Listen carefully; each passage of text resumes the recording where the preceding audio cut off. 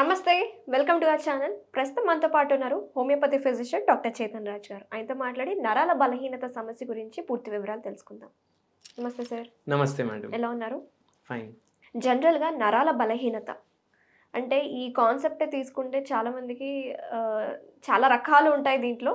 But basic థింగ్స్కి వస్తే కాళ్ళు వాపులు కానీ, కాళ్ళు లాగేస్తున్నట్టు కానీ, తిమ్మిర్లు కానీ, లేకపోతే మేము ఏది ఎక్కువసేపు నడవలేకపోతున్నాం, హోల్డ్ చేయలేకపోతున్నాం, ఇవన్నీ నరాల బలహీనత కిందకే వస్తాయి కదా?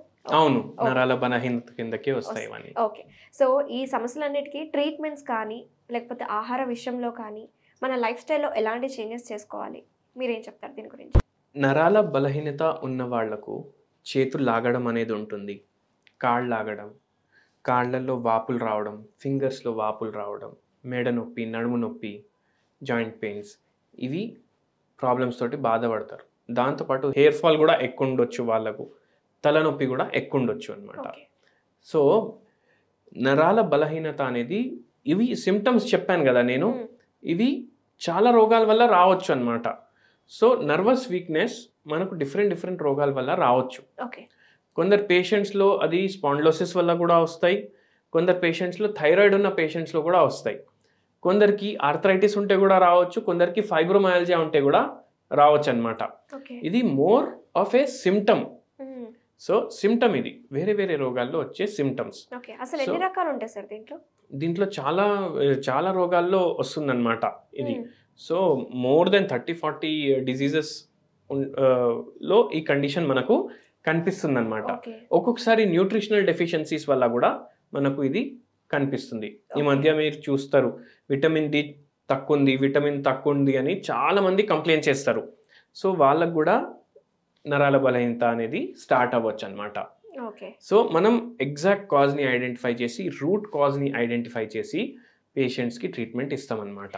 ఈ రోజుల్లో మనం అందరం ఏసీస్లోనే ఉంటున్నాము అండ్ సన్లైట్కి ఎక్స్పోజ్ అవ్వడమే చాలా కష్టమైపోయింది. సో చాలా రేర్గా ఎర్లీ మార్నింగ్స్ ఎక్స్పోజ్ అవుతున్న వాళ్ళు అవుతున్నారు. బట్ ఏసీస్లో ఉండడం వల్ల కూడా ఈ నర్వ్ వీక్నెస్ అనేది వస్తుందంటారా? అవును, డెఫినెట్లీ. ఇప్పుడు చూడండి టెంపరేచర్ ఎంత ఉంది మన ఏసీది, ఇప్పుడు చూడండి 23 ఉంది టెంపరేచర్. సో మనం తక్కువ పెట్టుకుంటాం, ప్రిఫర్ చేస్తాం. ఇప్పుడు ఎండాకాలం కూడా స్టార్ట్ అవుతుంది, మనం టెంపరేచర్ తక్కువ పెట్టుకుంటాం. సో ఎప్పుడైతే తక్కువ పెట్టుకొని మనం అవర్స్ టుగెదర్ తక్కువ టెంపరేచర్ మెయింటైన్ చేస్తాం ఏసీలో, ఏమవుతుందంటే మనకు మజిల్ కాంట్రాక్షన్ స్టార్ట్ అవుతుంది, బాడీ ఎన్వైరన్మెంట్కి అడాప్ట్ అవుతుంది అనమాట. సో మీరు పడుకునేటప్పుడు 21 మీద 23 మీద పెట్టుకొని పడుకుంటారు ఏసీ, అప్పుడు చాలా లోవర్ టెంపరేచర్ అనమాట. సో నైట్ మనం యాక్చువల్లీ స్లీప్ అయినప్పుడు మన మసిల్స్ ఏమవ్వాలి, రిలాక్స్ అవ్వాలి.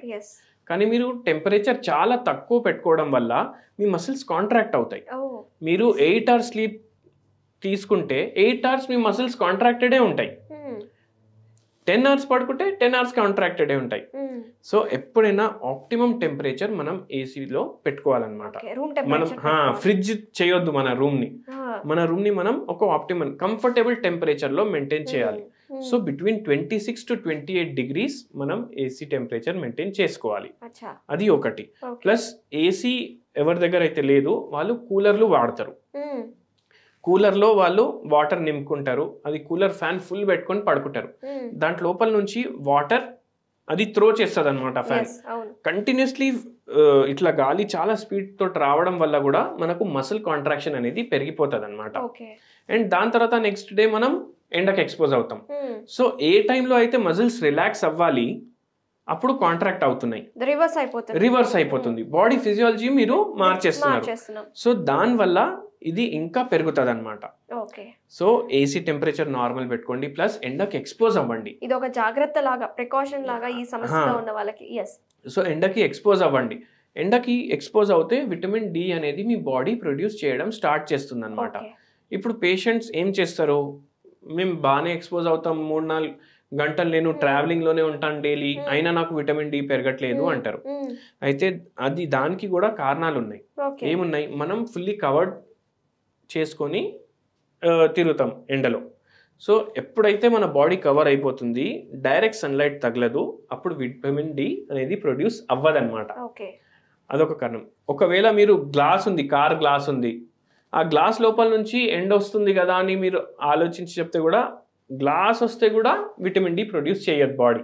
ఓకే. ప్లస్ ఇంకోటి పొల్యూషన్ చాలా పెరిగిపోయింది. రైట్. ఈ పొల్యూటెంట్స్ వల్ల, డస్ట్ వల్ల సిటీస్ లో, పెద్ద పెద్ద సిటీస్ లో, ఇప్పుడు ఇది ఏంది మా హైదరాబాద్ అంటే సిటీస్ లో పొల్యూషన్ ఎక్కువ ఉండడం వల్ల ఏ యూవీ రేస్ అయితే రావాలి మన బాడీ మీద పడాలి అవి పడట్లేదు. ఆ డస్ట్ పార్టికల్స్ వల్ల డిస్టర్బ్ అయిపోతుంది అనమాట.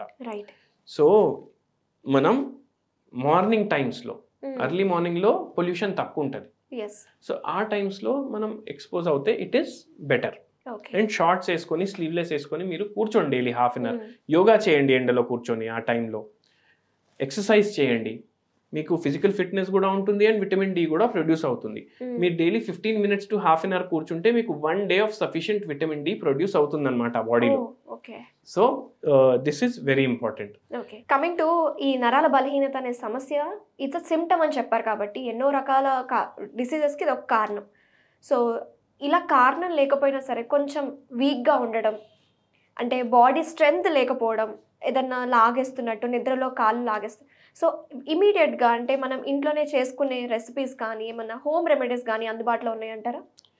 చాలా రెమెడీస్ ఉన్నాయి. మీ కిచెన్లో కూడా ఉంటాయి, నా కిచెన్లో కూడా ఉంటాయి, మనకు తెలియదు అంతే. ఓకే. బట్ ఇవాళ మనం ఇప్పుడు ఒక లడ్డు గురించి రెసిపీ చెప్తాను నేను మీకు. ఇది నరాల బలహీనతకి సిమ్టమ్స్ కూడా తగ్గిస్తుంది అండ్ మళ్ళీ రాకుండా కూడా చేస్తుంది. ప్రెగ్నెన్సీలో ఈ లడ్డూలు వాడతారనమాట. గౌంద్ లడ్డు అని విన్నారా మీరు? ఇది హిందీ వాళ్ళు ఎక్కువ ప్రిఫర్ చేస్తారనమాట. మీకు నార్త్ ఇండియన్ స్టేట్స్ లో ఎక్కువ దొరుకుతుంది ఇది. సో గౌంద్ అంటే ఇట్ ఈస్ అ రేజిన్, అంటే ఇట్ ఈస్ అ ప్రోటీన్ అనుకోండి. ఇట్ ఈస్ ప్లాంట్ గమ్ అనమాట. అది మీకు కిరాణా షాప్స్ లో దొరుకుతుంది, ఎక్కడైనా దొరుకుతుంది. సో అవి తెచ్చుకోండి, దాన్ని కొంచెం బాయిలింగ్ వాటర్ లో బాయిల్ చేసుకోండి, కొంచెం గమ్మీ లిక్విడ్ లాగా అయిపోతుంది.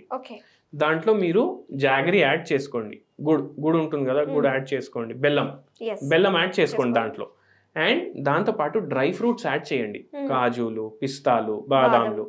దాన్ని కొద్దిసేపు తర్వాత అది చిక్కిలాగా అయిపోతుంది అనమాట. అది మీరు లడ్డు షేప్ లో కూడా చేసుకోవచ్చు, లేదంటే ఒక ప్లేట్ లో వేసుకొని చిక్కిలాగా కూడా కట్ చేసుకోవచ్చు దాన్ని.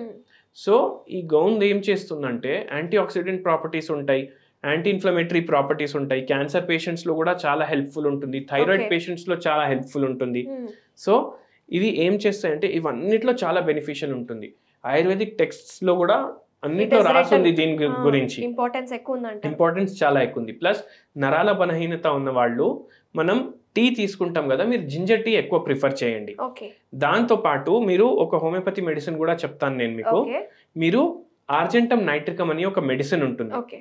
Daily 5 drops 1 cup of lukewarm water లో వేసుకొని డైలీ మార్నింగ్ కన్జ్యూమ్ చేయండి. అది దాంట్లో కొంచెం లెమన్ కూడా యాడ్ చేసుకోవచ్చు మీరు, అది కూడా చాలా బెనిఫిట్ చేస్తుంది మీకు. అండ్ పర్మనెంట్ రిలీఫ్ కి హోలిస్టిక్ ట్రీట్మెంట్ మన క్లినిక్ లో ఉంటుంది. మీరు నాకు ఎప్పుడైనా కన్సల్ట్ చేయొచ్చు. మనం ట్రీట్మెంట్ ఇస్తే విదిన్ ఫ్యూ మంత్స్ 30-40 years నుంచి ఉన్న వాళ్ళకు కూడా 75-year-old లేడీ ఒక 4 months బ్యాకే వచ్చారు మన క్లినిక్కి ఈ బలహీనతతోటి. సో జస్ట్ 3 monthsలో టోటలీ క్యూర్ అయిపోయింది ఆ patient. Okay, very nice doctor గారు, థ్యాంక్ యూ సో మచ్. చాలా వివరంగా ఎక్స్ప్లెయిన్ చేశారు. మంచి రెసిపీని కూడా ఈరోజు మాకు చెప్పినందుకు. గోంద్ లడ్డు నరాల బలహీనతకి చాలా బెస్ట్ రెసిపీ. ఇంట్లోనే ఎవరైనా తయారు చేసుకునేలాగా అన్ని మనకు సింపుల్ ఐటమ్సే. సో దీనికి కారణాలు ఏంటి, దీన్ని ఎలా తగ్గించుకోవచ్చు, హోమియోపతి ట్రీట్మెంట్స్ ఏంటి, చాలా వివరంగా ఎక్స్ప్లెయిన్ చేసినందుకు థ్యాంక్ యూ సో మచ్.